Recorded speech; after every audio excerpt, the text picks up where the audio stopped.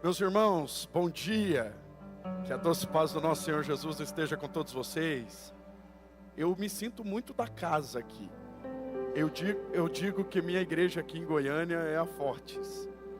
E eu louvo a Deus pela vida dessa igreja, pela vida do pastor Eduardo. Eu tive aqui, há cerca de 15, 20 dias atrás.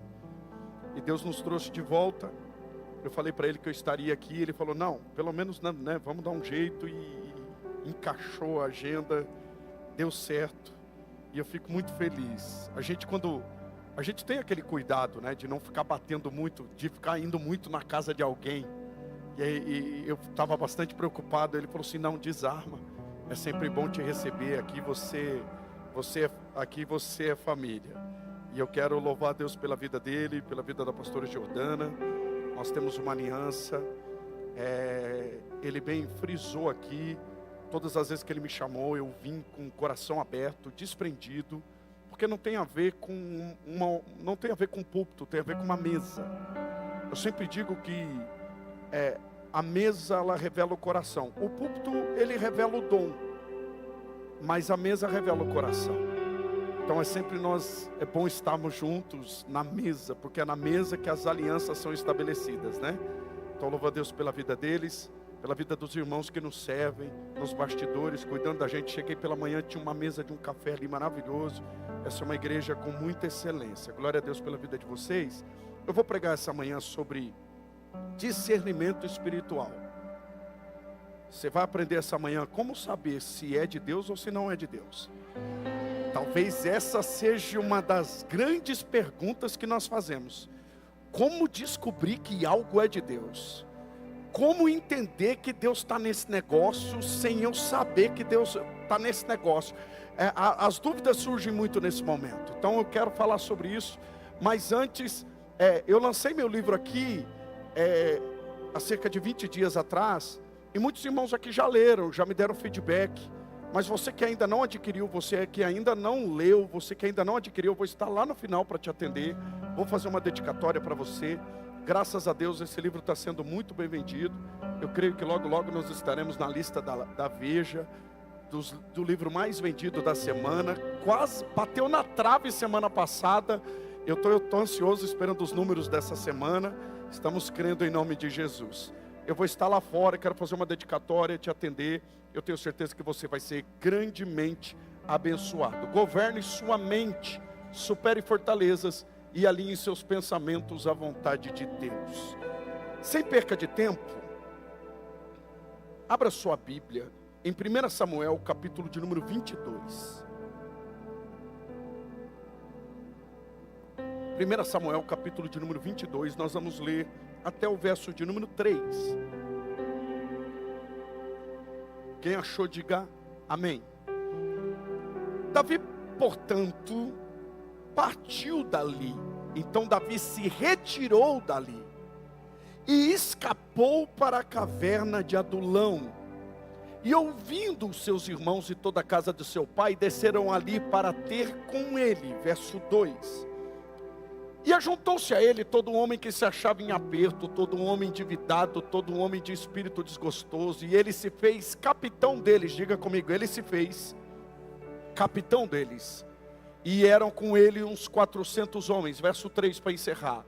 E foi Davi dali a Mispá dos Moabitas, e disse ao rei dos Moabitas: deixa estar meu pai e minha mãe convosco. Olha essa última expressão.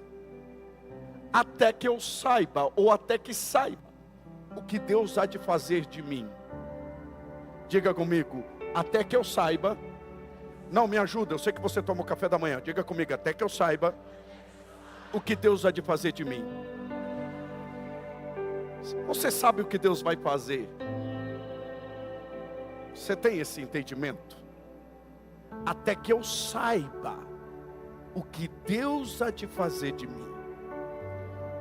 Uma das grandes dúvidas da caminhada cristã, um dos grandes desafios que nós temos, é compreender a ação de Deus.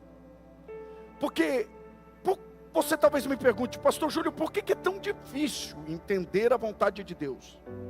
Compreender a vontade de Deus? Porque Deus não usa forma. Deus usa formas. Vou repetir. Deus usa formas. Quem usa forma é você. Já reparou que você sempre faz do mesmo jeito? Quando você tem segurança naquilo que você faz? Quando você estabelece um padrão naquilo que você faz, você repetidamente vai fazer aquilo porque tem um padrão estabelecido. Quer um exemplo? Geralmente quando você vai trabalhar, você pega o mesmo caminho, sim ou não?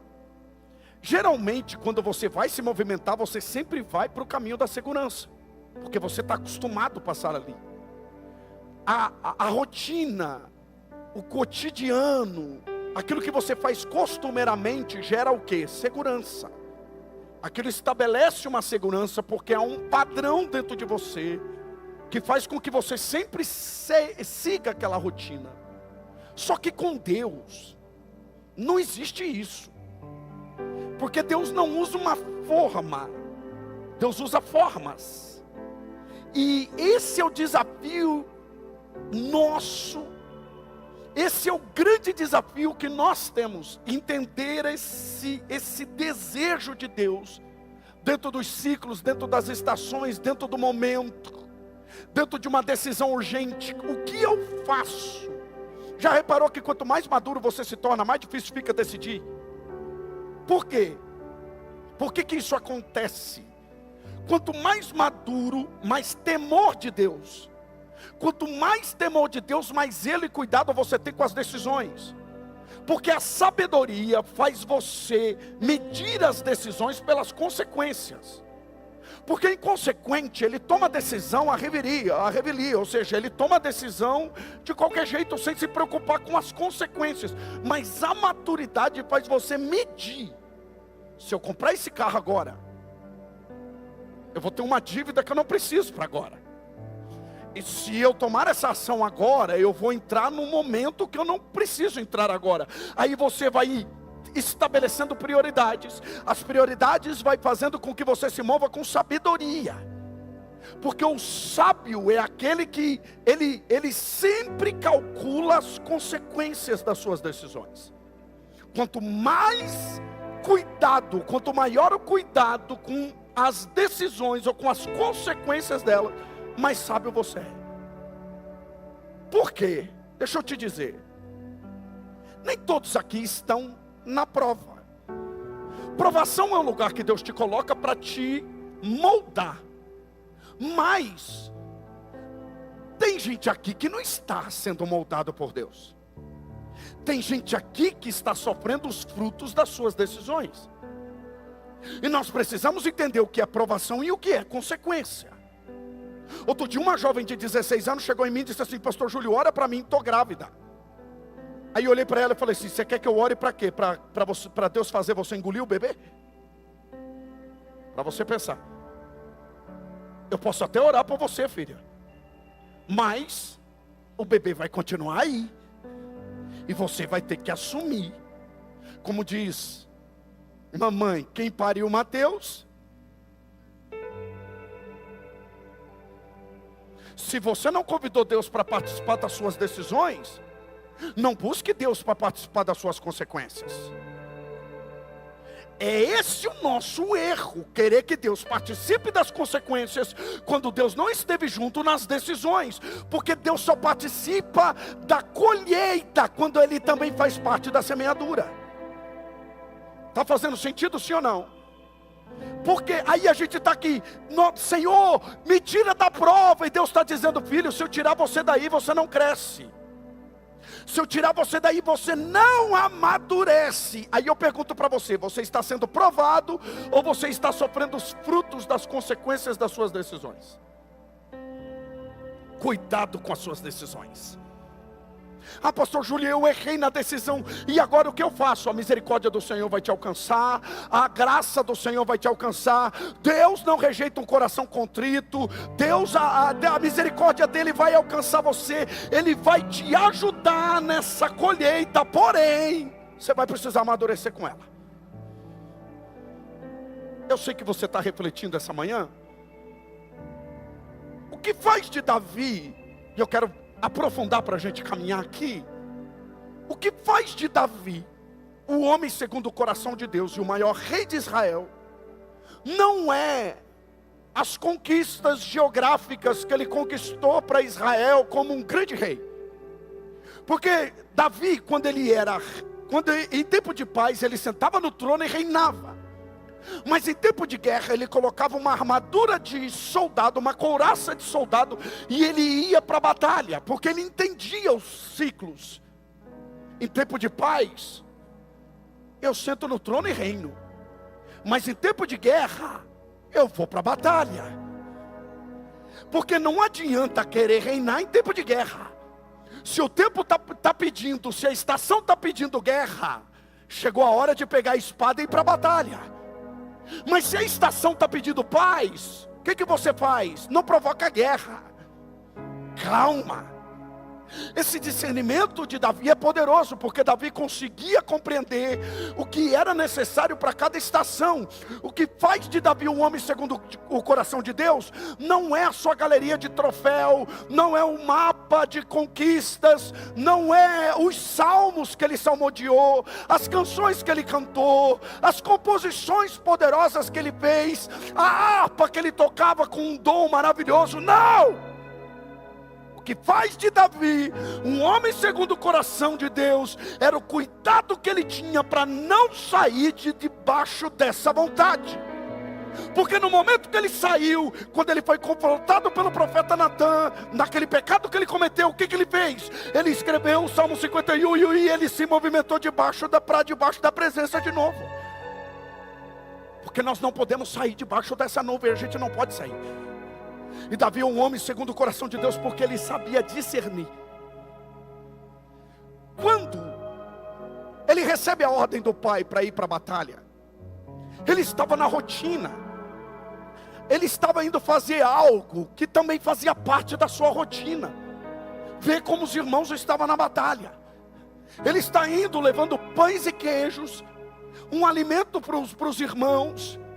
E os irmãos estão há muitos dias acampados. E ele está indo lá dar um suporte para os irmãos. Só que quando ele chega, ele vê um gigante gritando. Você conhece a história? Tem um gigante gritando no vale. E aquilo chama a atenção dele. Porque enquanto aquele gigante grita, um exército se acovarda. Enquanto o gigante grita, um general se acovarda. O grito, a intimidação, a pressão que Golias colocava naquele vale durante 40 dias, fez Saul recuar e o exército inteiro recuar. Só que a mesma voz que fez um batalhão, um exército recuar, fez um menininho avançar. Porque não é a voz do gigante, é o que você faz com a voz do gigante. A mesma voz que faz gente recuar, faz ele avançar, e ele avança. E sabe o que me chama a atenção, que é aqui que eu quero pregar? Como que Davi lutou essa batalha sem Deus mandar? Ei, preste atenção nisso aqui. Não teve uma manifestação sobrenatural. Samuel não chegou em Davi e disse assim, assim diz o Senhor, lute essa batalha. Natan não chegou em Davi e disse assim, Davi, Deus está mandando você matar esse gigante. Até porque Natan surge depois. Natan é um profeta que surge depois na vida de Davi. E Samuel, o profeta, não falou acerca de Golias. Só que Davi viu Deus dentro da batalha sem Deus falar uma palavra. Porque tem gente que só se movimenta quando Deus fala. Quando na realidade a gente tem que continuar se movimentando ainda que Ele não esteja falando. Porque a gente não caminha por aquilo que Deus vai falar, a gente caminha por aquilo que Ele já falou. Vou repetir isso aqui. Nós não caminhamos por aquilo que Deus vai falar, a gente caminha por aquilo que Ele já... O que Deus já falou para você? Eu prego para a gente aqui que está apegado àquilo que Deus falou lá nos anos 90 para ela. Eu prego para a gente aqui que está apegado àquilo que Deus falou nos anos 80. E ela está aqui apegada a uma palavra. Porque tem gente, aqui não tem, aqui em Goiânia. Mas tem lugar no Brasil que tem gente que para tomar uma decisão liga para os 1000 profetas da cidade. Eu já falei isso aqui. e não sabe como se movimentar.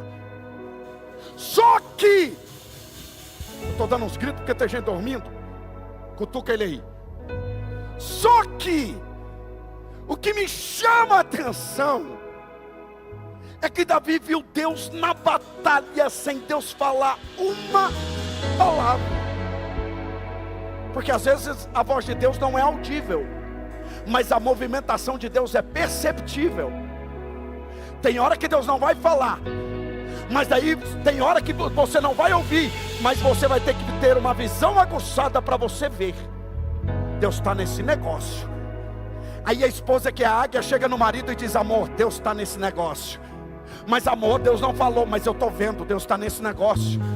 Aí o marido chega na esposa, o marido é águia, fala: amor, Deus não falou, a gente foi no culto, nenhuma palavra direcionada de maneira individual, mas eu estou vendo Deus do começo ao fim nesse negócio.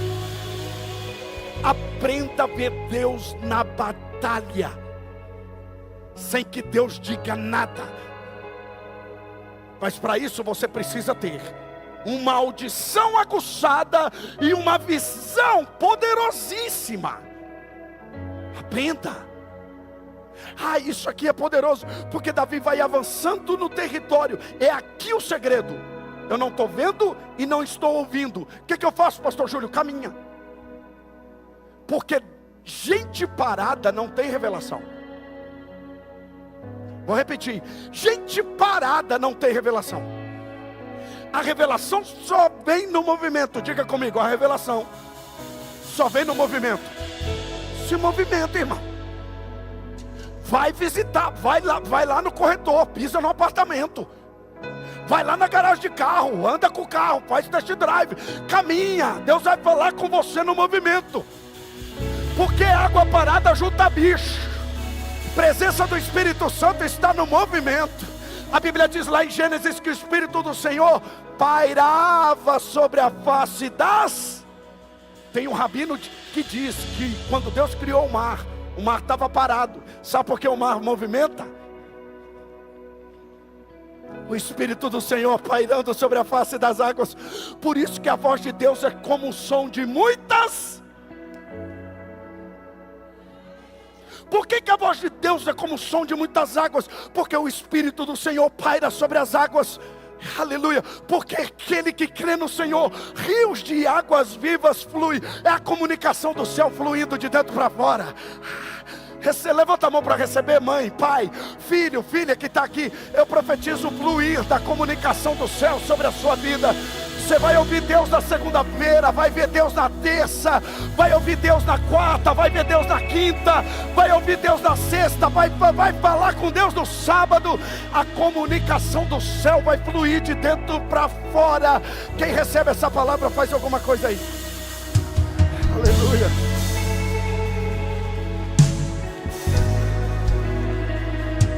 Pastor Júlio, como que Davi enxergou Deus? Quais foram os sinais? Primeiro, Eliabe veio ao encontro dele. E o irmão chegou nele e disse assim: ei, o que você está fazendo aqui? Volte para as ovelhas.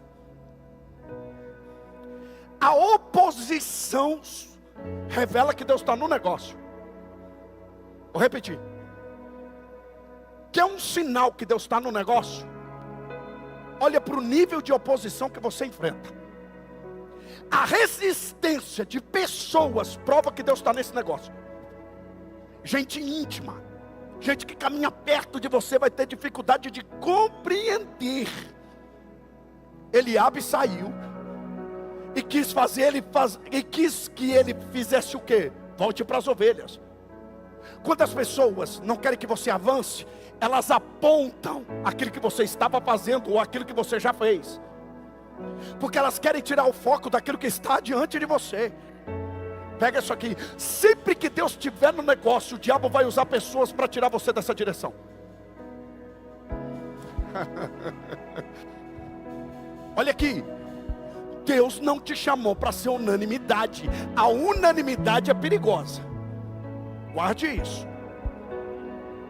Se você trouxe um projeto e todo mundo concordou, descarta.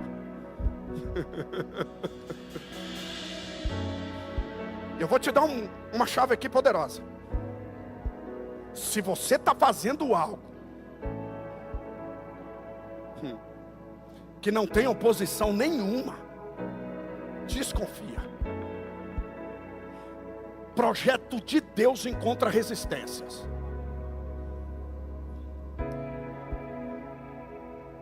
Cuidado. Tem crente que só porque as coisas estão dando certo ele fala: ah, Deus está nesse negócio. Por quê? Não, é porta aberta em cima de porta aberta. Cuidado.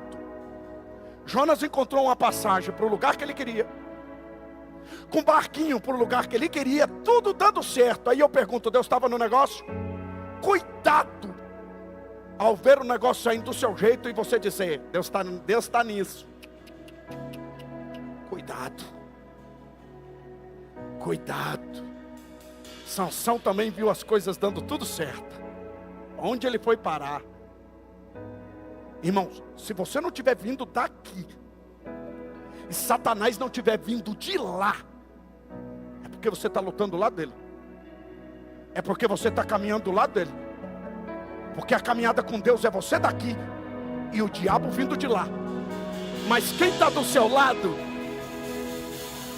não vai poupar você da guerra, mas vai entrar com você dentro da guerra. Ai, eu sinto Deus aqui. Quem está do seu lado já te deu uma palavra: você é vitorioso.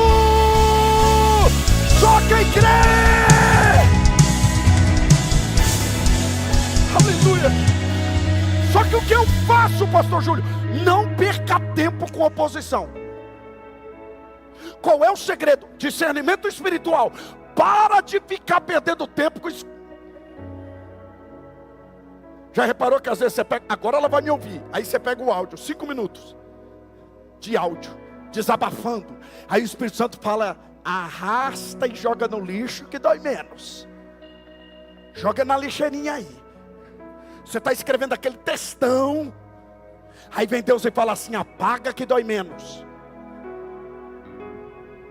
Porque gente que tem discernimento espiritual entende que a gente leva pedras para o gigante e alimento para os irmãos. Tem gente que faz ao contrário, leva pedra para os irmãos e alimenta os gigantes. Gente sem discernimento espiritual atira pedras em lugares errados. Olha aqui, poupa as pedras. Qualquer coisinha você está entrando. Qualquer guerrinha é uma geração muito dolorida. Tem gente muito dodói, gente ofendida. Qualquer palavrinha é indireta para ele. Só que gente que tem discernimento espiritual, gente curada. Ei, para de levar tudo para o pessoal. Nem tudo gira em torno de você. Você não é alecrim dourado não, irmã. Não, que tudo é com você. Não, toda não, e pastor, é que eu sou muito alvo de inveja. Será?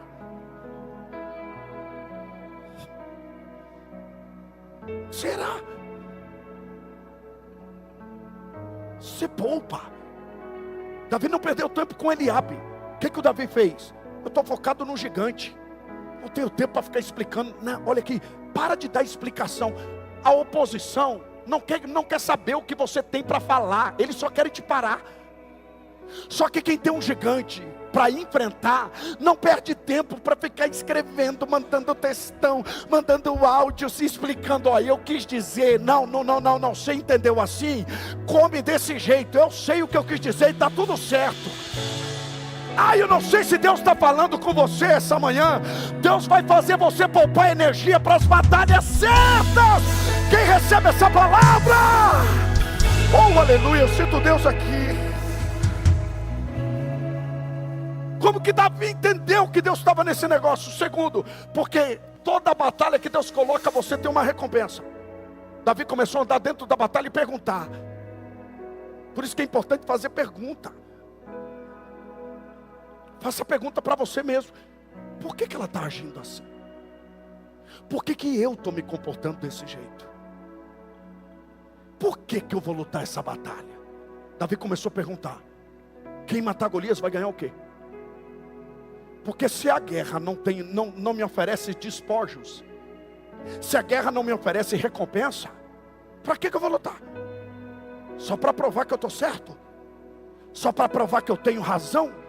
Às vezes o provar que está certo e o provar que tem razão tem mais orgulho incutido nele que você imagina. É um desejo de querer provar que está certo. Quantas vezes você se perdeu nessa ânsia, nesse desejo de querer provar que está certo? O que Davi fez? Quem ganhar essa batalha, quem enfrentar essa batalha e vencê-la, vai ganhar o quê?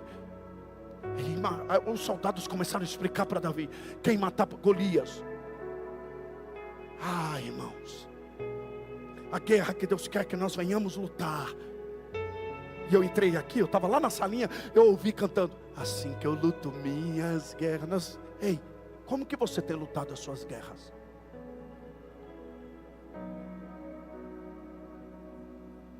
O que me chama a atenção é que Davi luta contra Golias, mas foge na batalha contra Saul.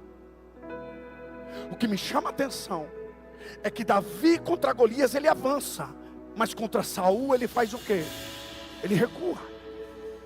Contra Golias ele avança, mas contra Saul ele vai para uma caverna, ele se retira, ele se esconde.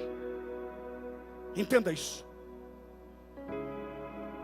Davi enfrentou Golias, mas soube fugir de Sansão. Por que, pastor Júlio? De Saul, melhor dizendo. Por que, pastor Júlio? Porque há vitórias que simplesmente não valem a pena. O custo dessa batalha é maior do que a recompensa. A lição de cada batalha é decidir se o prêmio vale o preço. Eu vou repetir: a lição de cada batalha é decidir se o prêmio vale o preço. Vale? Eu te pergunto, ele poderia ter matado Saul? Ele poderia ter rasgado Saul no meio? Poderia, ele matou Golias. Mas contra Saul o que ele faz? Ele se esconde, ele foge da batalha. É interessante que a gente aprende com isso que nem toda oportunidade se aproveita. Ele teve a oportunidade para matar Saul, sim ou não? Mas nem toda oportunidade se aproveita, e nem toda porta aberta é Deus que abre.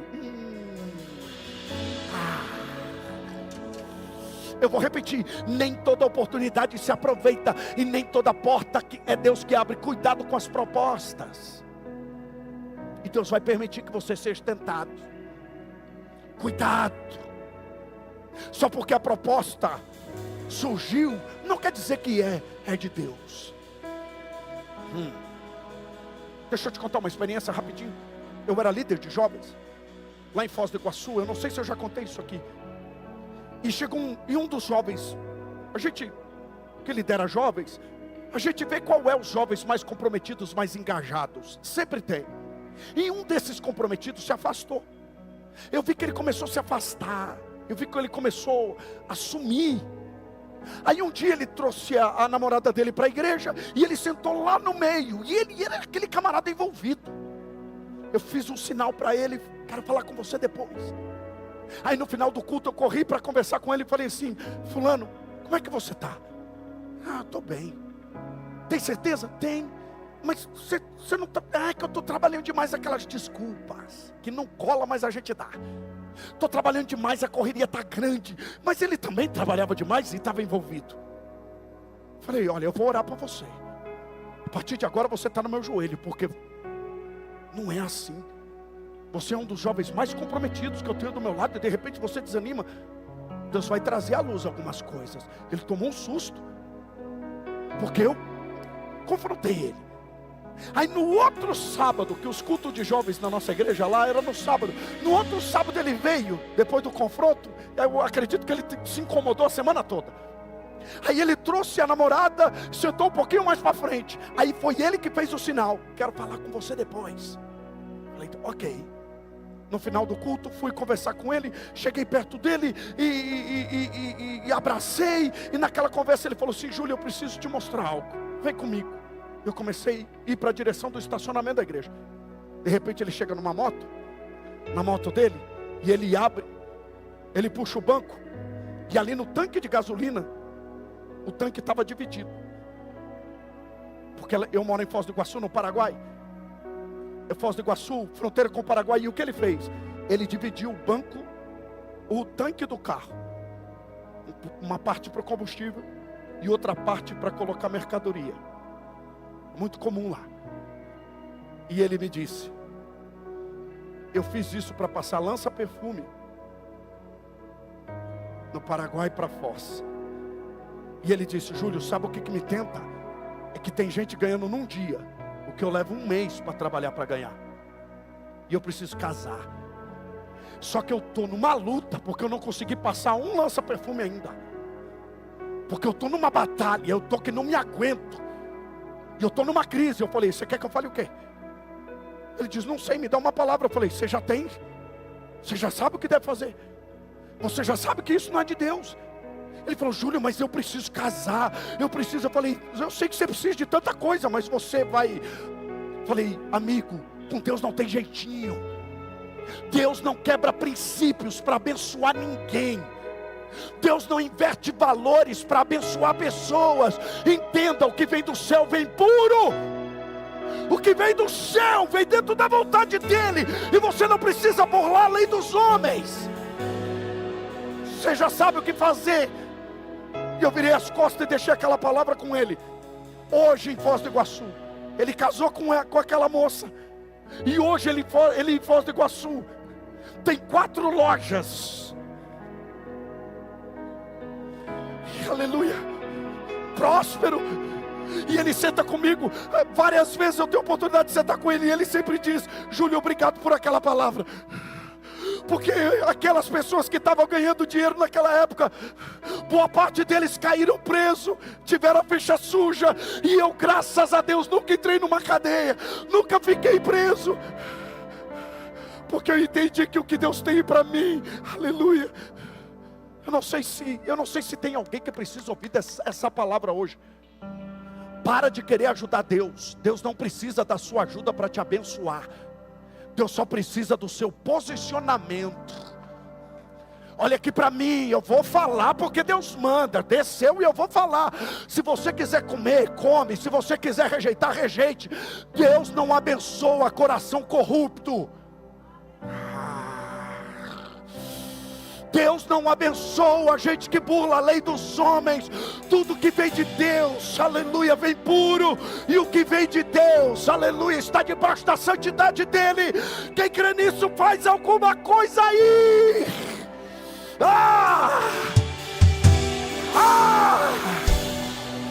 Aleluia. Aleluia. Deixa eu acelerar aqui para nós caminharmos para o encerramento. Primeiro, pastor Júlio, como que eu luto as minhas guerras? Primeiro, entenda, tem guerras que você ganha lutando. Tem batalha que Deus vai falar para você: luta, confronta, traz para a mesa. Mas não é o lutar, é como lutar. Porque às vezes você precisa de paz para sentar na mesa, mas às vezes você precisa de paz para virar a mesa. Saiba o tempo. Isso é discernimento espiritual. Discernir o momento de sentar na mesa, mas discernir que tem hora que tem que virar a mesa. Jesus fez os 2 movimentos. Porque tem gente, é muito lindo, é romântico falar que Jesus era um homem de mesa.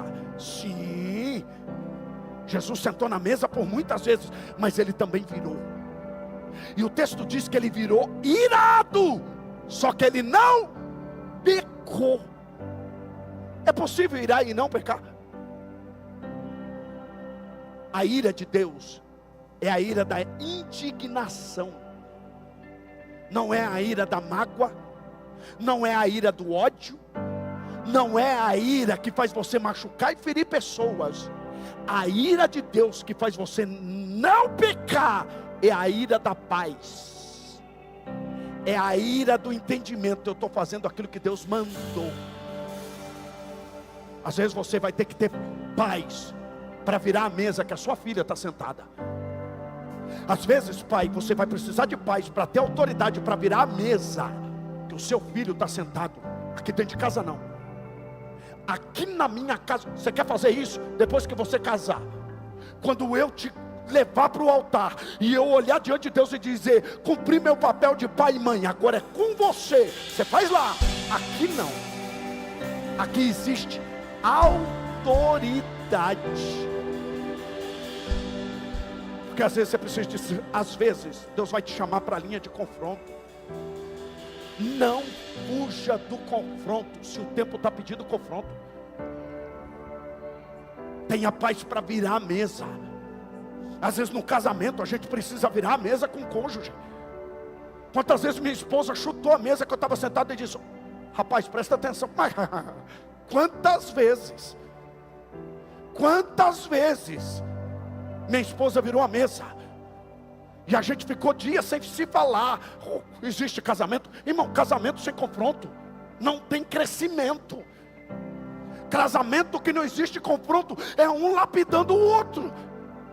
Casa e lar também é um reduto de confronto. Só que você tem paz para fazer o que você está fazendo, de colocar limpo. Ei, para de guardar aquilo que Deus está dizendo para vocês. Solta. Sabe qual é o problema de muitas mulheres feridas? É que não sabe virar a mesa, prefere engolir o sentimento, e depois fica aí toda cheia cheia de hematomas emocionais. Por quê? Porque sentou na mesa quando era para virar. Eita, Deus está falando. Aí está aí, toda depressiva, toda arrebentada emocionalmente, porque não teve paz para virar a mesa. Aprenda a falar sobre os seus sentimentos. Eu não estou dizendo, mulher, para você ser rixosa. Eu não estou dizendo para você virar, pastor, se o senhor falar isso e dar legalidade para ela, vai virar a mesa todos os dias. Eu não estou falando sobre isso. Porque tem gente dentro de casa que não sabe viver em paz. Porque tem o outro lado também. Tem gente que tem paz, ele olha: não, está tudo muito certinho, eu preciso arrumar uma confusão aqui. Já reparou que tem líder que tem líder que ele gera problema para mostrar que ele tem autoridade. A gente teve um presidente que um cercadinho domingo pela manhã, todo dia tinha uma treta. Aí eu te pergunto, por quê? Eu não estou dizendo de questões ideológicas, eu não estou te falando, irmãos, eu estou te falando até como conservador, mas respeito se você é progressista, e não é o caso disso. Eu estou te falando, para de arrumar treta. Tem gente que não sabe viver em paz. Tem gente que tem tudo para ser feliz, mas não consegue. Por quê? Se está tudo certinho dentro de casa, ela ressuscita uma coisa do passado para trazer à tona. Por quê? Porque ela quer que o negócio... Eu não estou dizendo sobre virar a mesa dessa forma. Eu estou dizendo de virar a mesa com sabedoria, e no momento certo. Eu estou dizendo para você, marido, se posicionar quando o tempo pede posicionamento. Porque tem guerra que a gente ganha lutando, mas tem guerra que a gente ganha fugindo. Tem batalha que a gente ganha pegando a esposa e os filhos e indo embora. Mas peraí, acabamos de chegar, amor. Vai embora. Às vezes você fez até o cabelo para ir, gastou no salão para ir para aquele ambiente. Chega lá, aí o Espírito Santo coloca uma perturbação no seu coração e diz: vai embora. E deixa eu falar com os homens, porque as mulheres já vêm com isso instalar de fábrica.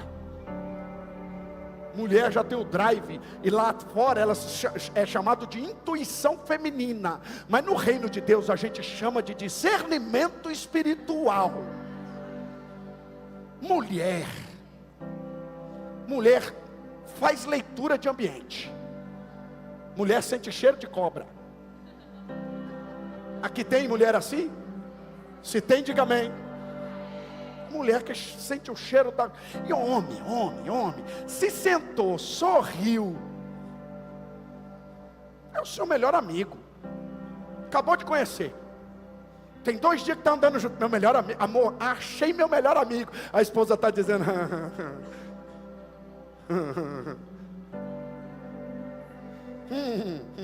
A esposa já fez a leitura que o camarada não vale nada.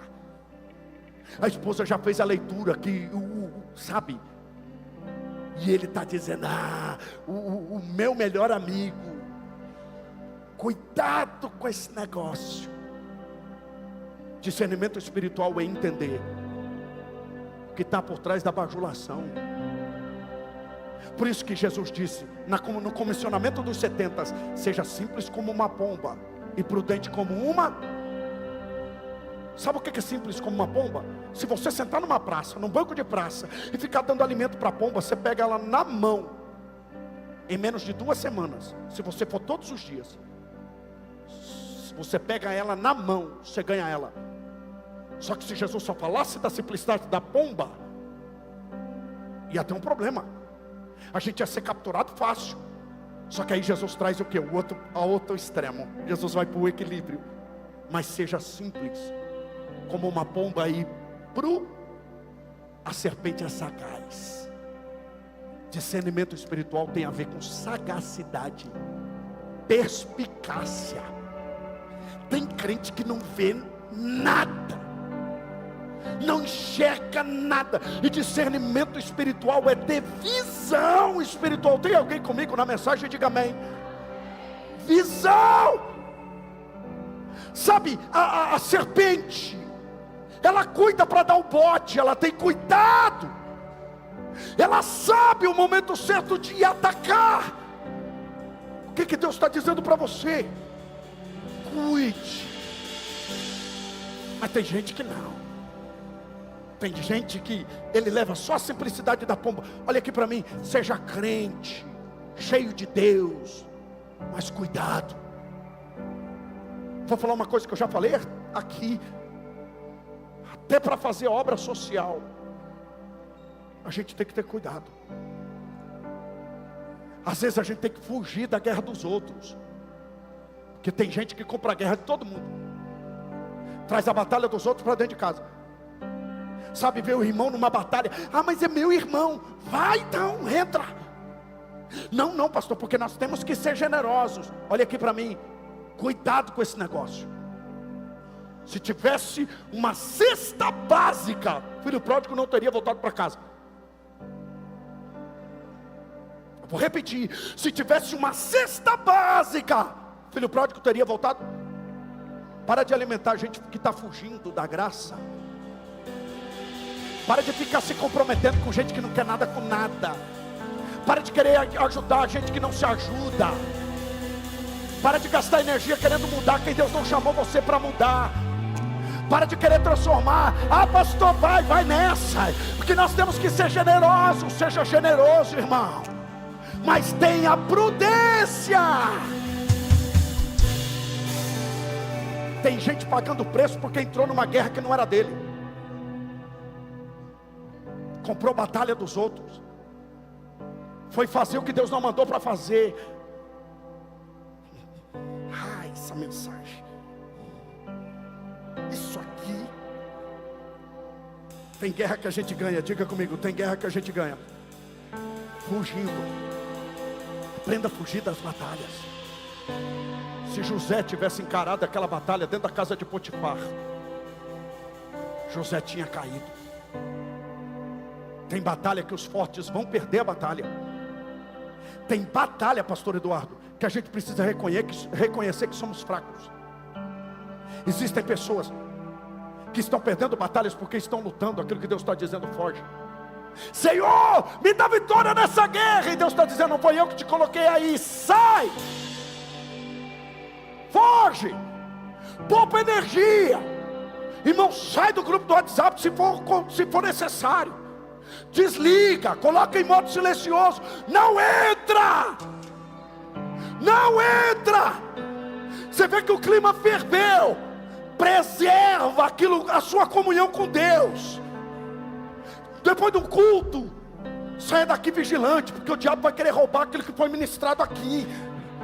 Vai para casa almoçar, mas almoce com prudência. Vem para o culto à noite, venha com prudência. Durante a semana, tenha prudência. Tem gente que Deus vai dizer luta com ele, mas tem gente que Deus vai dizer assim, ora por ele. eu poderia até te ajudar. Aí Deus vai dizer, não ajuda, mas ora. Porque a melhor ajuda que você pode fazer agora é orar. Deixa eu falar algo aqui, segura. Pega isso aqui, mãe. Às vezes até a guerra dos filhos a gente não pode comprar. Isso aqui pega nos pés dos pais. Isso aqui pega. A oração que Deus mais gosta de ouvir, pastor Rodrigo, é quando a gente dobra o joelho, pastora Márcia, e diz assim: Senhor, eu entrego meus filhos nas tuas mãos. Aí Deus fala, deixa comigo. Aí Deus tira ele do emprego. Deus arruma problema no relacionamento. Aí você fica doidinho, Senhor, foi eu colocar meus filhos nas tuas mãos, piorou o negócio. Irmão, se você está orando por algo que ao invés de melhorar, piorou, Deus está trabalhando. Sabe qual é a diferença? É que Deus não trabalha do seu jeito. Sabe qual é a diferença? Deus não faz da sua forma, porque Deus usa formas. Aí minha filha, tomara que ela não veja isso aqui. Aí as minhas bestes, 16 anos, quem tem filho adolescente sabe, as minhas bestes, não pai, porque são as minhas bestes. Eu chegava, encostava o carro na frente da escola para pegar ela, ela beijava todas elas. Era uma missa para entrar. Falei, filha, eu estou com pressa. Mas ela, tchau, tchau. Eu falei, ai Jesus, eu me contorcia dentro do carro. As minhas bestes. Aí eu falava, filha, cuidado com esse negócio de beste.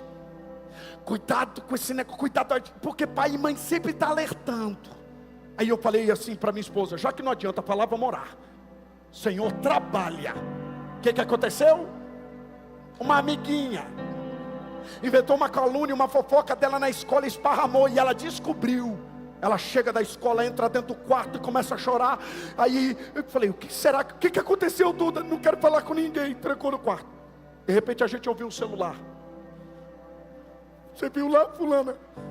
A fulana fez isso. A minha esposa quis entrar no quarto. Eu falei, você não colocou na mão de Deus? Deixa Deus fazer. Chorando, deixa Deus fazer. E minha esposa doidinha, eu falei, calma, vai chegar o momento da gente abraçar e consolar. Agora é hora de Deus fazer. E Deus fez. Hoje ela entende que nem todo mundo é best. Ei, mamãe, sai de cena e deixa Deus agir. Ei papai, tenha discernimento espiritual, deixa Deus fazer. Porque seus filhos não são seus, seus filhos são herança do... Seus filhos são herança do... Então levanta a mão para receber isso. Deus vai te ensinar a lutar as guerras dos seus filhos quando forem necessários. Deus vai te ensinar a lutar as guerras de quem você ama quando for necessário. Mas Deus também vai te ensinar a fugir da guerra quando for necessário, porque a vontade dele é soberana. Quem recebe isso? Glória a Deus. Aleluia, aleluia, aleluia. Tem guerras que a gente ganha recuando. Estrategicamente precisamos recuar. Jesus fez muito isso quando foi orar. Tem guerra que a gente ganha, como o pastor Eduardo vai fazer esses dias. Vamos para o jejum. Tem guerra que a gente ganha silenciando. Essa é a guerra mais difícil. Uma das mais difíceis. Quando você quer falar, Deus fala.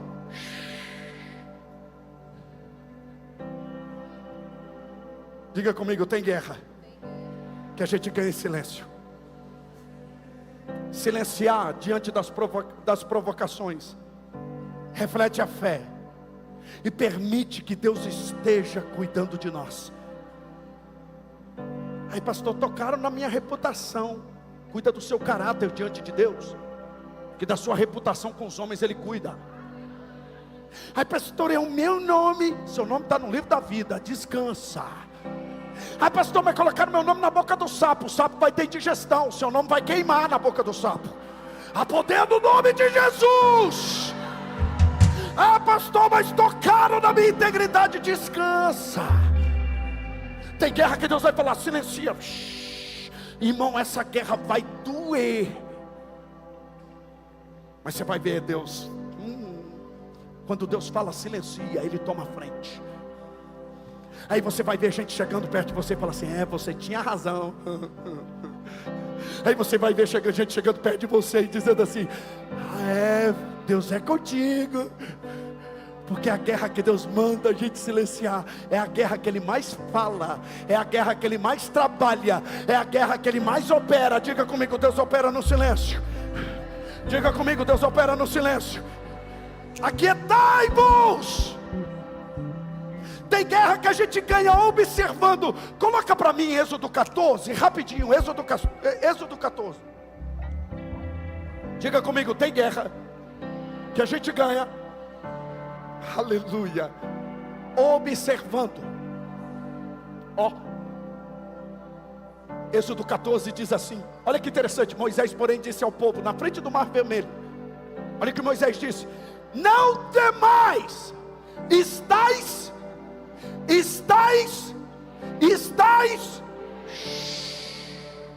está falando demais, sai de cena, estáis quietos. Aí ele disse assim, e vede, diga comigo, eu silencio para ver. Diga comigo, eu silencio para ver. Gente que fala demais não vê nada, porque a ordem é, eu silencio. Todo bom observador, ele é silencioso. Dá uma voltinha na empresa, pega a informação e vai observar. Pega as coisas que estão acontecendo e vai olhar. Não temais, estai quietos e vede o livramento do... Deus vai te mostrar o livramento. Porque tem guerras que a gente ganha observando. Irmãos, aprenda a observar, aprenda a olhar. Tem gente que não enxerga nada. A esposa está falando, e olha aqui, irmão, se a esposa está falando e você não concorda, depois ela vai dizer, não te falei. Isso é clássico, não te avisei, eu não disse. Tem guerras que a gente ganha, aleluia, observando. Tem guerras que a gente precisa discernir, porque a gente vai ganhar ela orando. Vai para os pés do Senhor. Tem guerra que a gente ganha orando. Tem guerras que a gente ganha perdoando. Diga comigo, existem conflitos que a gente vai discernir quando a gente perdoar. Um dos grandes desafios que nós temos está no campo do perdão. E discernimento espiritual, eu estou fechando a mensagem. Discernimento espiritual tem a ver com perdão. Gente curada sempre vai liberar perdão. Gente que está disposto a ser curado. Escuta isso aqui. A Bíblia diz que Jacó estava abastado, muito gado, camelas e mais camelas de leite, diz a Bíblia, bezerros, muito animal, muito próximo. Só que nem tudo que está certo, está certo. E a Bíblia diz que Esaú havia sentenciado Jacó para a morte. A Bíblia diz que Esaú havia sentenciado, o seu irmão havia jurado de morte. E Jacó lembrou, eu preciso voltar e me acertar com meu irmão. A Bíblia diz que ele manda os mensageiros se encontrar com Esaú. E meu amigo pastor Eduardo, ele está debaixo de um juramento. Ele teme esse encontro. A Bíblia diz, eu estou vendo as crianças correr, os pais, por favor me ajuda, senão vai roubar a atenção aqui. Obrigado. A Bíblia diz que quando isso aconteceu, esse encontro, Jacó teve o cuidado de proteger sua família. Ele divide a família no meio dos funcionários, dos empregados. Ele divide para proteção do todo, da sua casa, mas principalmente da sua família. E quando ele vai encontrar, ele está naquela expectativa. Esaú pode chegar a matar todo mundo. Só que quando eles se encontram, a Bíblia diz que Esaú libera perdão. Ele se perdoa. Naquele momento de perdão, tem um menininho ali vendo aquela cena.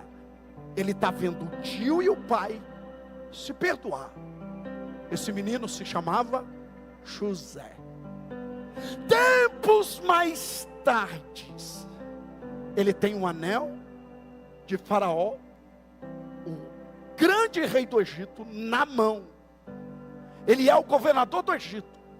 Ele tem poder para rasgar os irmãos no meio, para trucidá-los pelo que eles fizeram com ele. Só que ele olha para os irmãos e lembra: meu pai perdoou. E ele diz para os irmãos: eu sou José. Ele não diz para os irmãos: eu sou Zafenate Paneia, o grande governador do Egito. Ele não diz para os irmãos: eu sou o homem mais poderoso do Egito depois de Faraó. Não. Ele não diz para os irmãos: eu sou aqueles que vocês jogaram numa cisterna, que vocês desonraram. Não, ele diz: eu sou José. Sabe o que ele estava dizendo? O que vocês fizeram contra mim não mudou quem eu sou.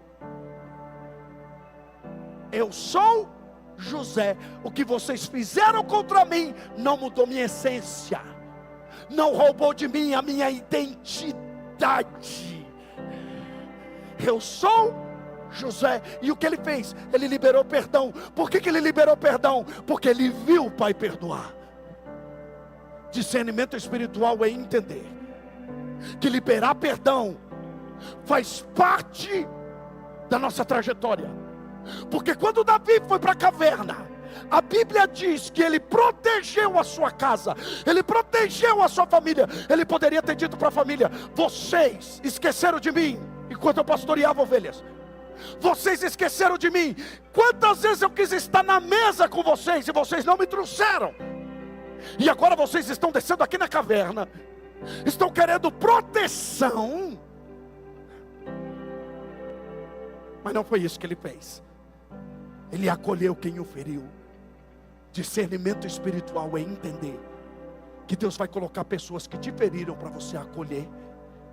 Que Deus vai colocar pessoas que um dia não perderam a oportunidade de te abençoar, para que você abençoe eles. Porque o nome do Senhor não é glorificado quando Ele coloca uma mesa no deserto para te honrar no meio dos seus inimigos. Não, não. Ele coloca uma mesa no deserto para que você abençoe os seus inimigos. Ele coloca uma mesa no deserto para que você se torne bênção na vida daquelas pessoas que um dia deixaram de ser bênção para você. Isso é discernimento. Eu não sei se tem alguém comigo nessa mensagem. Fique em pé para nós fecharmos.